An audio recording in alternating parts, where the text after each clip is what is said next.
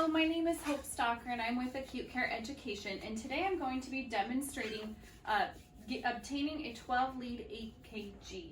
So we have our EKG machines. There's instructions on our EKG machine. Make sure that when you're uploading the patient orders that you follow these directions completely.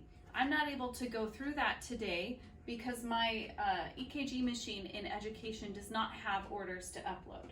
So please refer to the SharePoint section under Equipment and refer to 12-lead EKG to find a PowerPoint on how to upload orders. Now, as I get started, I also have this resource called 12-lead EKG placement diagram. And this is going to help me walk through the process of actually placing the stickers.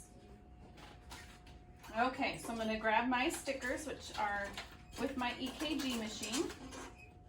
Now I have orders for Jimmy here to get a EKG.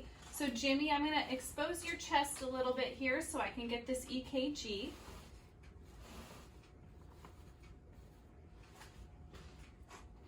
Now if I'm looking at this diagram, it's going to give me some tips. So for example, I might have to clean the skin if the skin is really moist or oily or dirty. If there's a lot of body hair, I might have to trim that body hair. The other thing is it gives me a nice little diagram and a picture of where each of these leads go, as well as where the limb leads go. So as I start to place my stickers, my very first instruction is to begin by placing leads V1 and V2 in the fourth intercostal space on the right and left side. So if I feel for the clavicle, and then I count down in between each rib, very important that I avoid placing these stickers over bone. So I'm going to be feeling, so 1, 2, 3, 4. So in between each of those ribs, and I'm going to be placing my sticker here. So you'll notice that I put the blue tab facing down. That's going to make it a little bit easier for me to attach my lead. Now V2 goes right across the chest in the fourth intercostal space, not over any bone. My next instruction is going to tell me to place V4 in the fifth intercostal space along the mid-clavicular line. So intercostal space, meaning in between those ribs, mid-clavicular line, so I'm going to find that clavicle and kind of go in the middle. Another, the nipple line is a good reference point as well. So the fifth intercostal space is usually right below the breast. In females, we might need to lift up the breast tissue in order to find that location. So my next sticker is going to go here. So this is V4. So V3 is going to be in between V2 and V4. So this is V2, this is V4, this is going to go right in between, making sure I'm avoiding bone. Place V5 in the axillary, anterior axillary line in front of the armpit. So the anterior axillary line, right here, right in front of the armpit.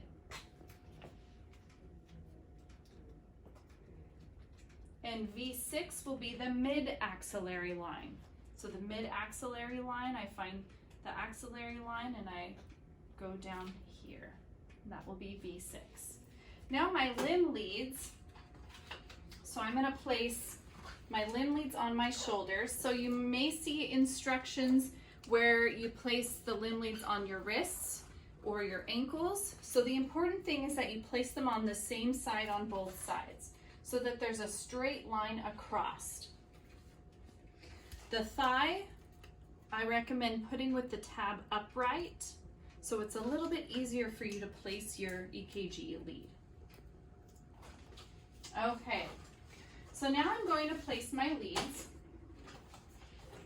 I had all this uploaded prior to going into the room. It's nice if you take your leads and you separate them in half. Makes it a little bit easier. And then you can place this near your patient and separate the limb leads from the V leads. Makes it a little bit easier.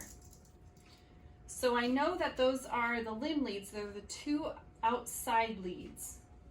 And on the opposite side, it's the two outside leads. So now I'm going to place my leads.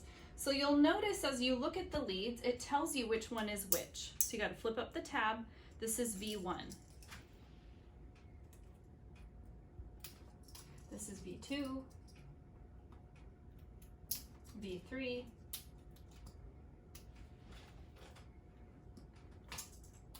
I got V4,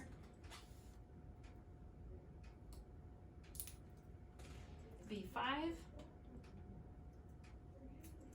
V6,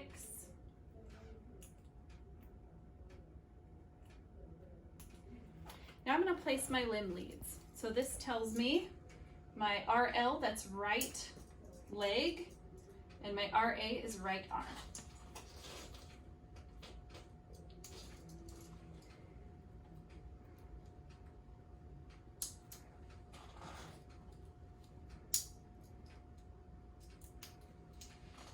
And my other leads, my limb leads, so this is left arm and left leg.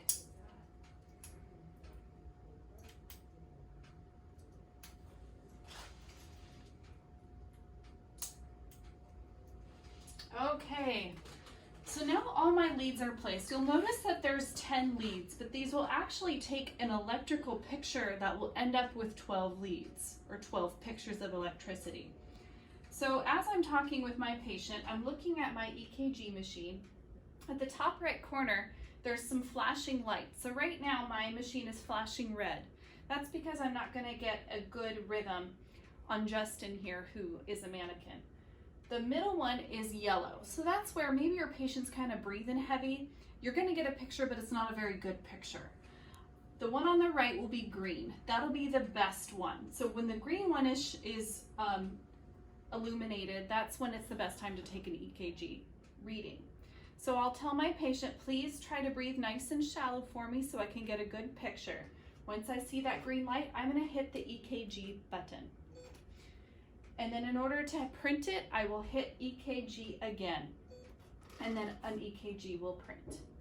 So this is part of the EKG competency. So please refer to that SharePoint site that has resources for EKG placement as well as the competency to complete this. For your very first time putting an EKG or getting an EKG with a patient, please do it with another person who has done one before, and that will complete your competency with that check off.